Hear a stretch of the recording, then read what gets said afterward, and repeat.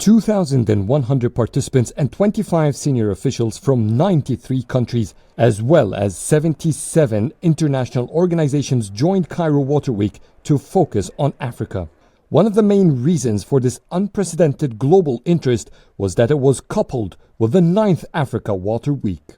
Well, I'm happy that the Cairo Week and the Africa Week were combined in a truly international event. The importance here is, and we saw it in the summary, an importance of how we finance the developmental gap that Africa is experiencing in the water sector. How do we bring water back to center stage in the climate change agenda?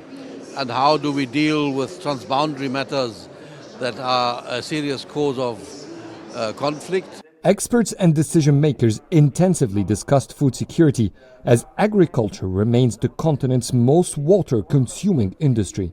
The uniqueness of the event this year brought together various stakeholders, including young generations. It is not a conference only for scientists, it's not only for experts. Cairo Water Week is owned by every one of these stakeholders, civil society, governments, ministers. So you signed here, if you see here ministers, but here you can see school students, but you see there some farmers, and here you see some NGOs. That is the power of the Cairo Water Week. Earlier this year, Egypt established the Pan-African Center for Water and Climate Adaptation to be a knowledge-sharing hub and a tool for continental capacity building. The UNESCO-accredited organization offers programs and training tools to empower Africans with the latest developments in managing and reusing water resources.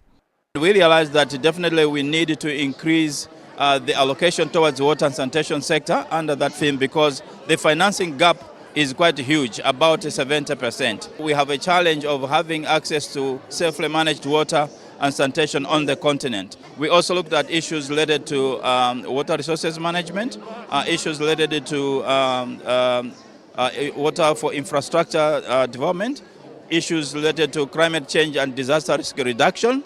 In addition to discussions, concrete results were attained.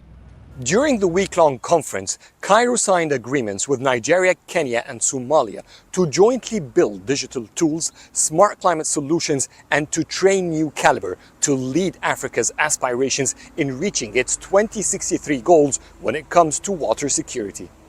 Adel Mahroui, CGTN, Cairo.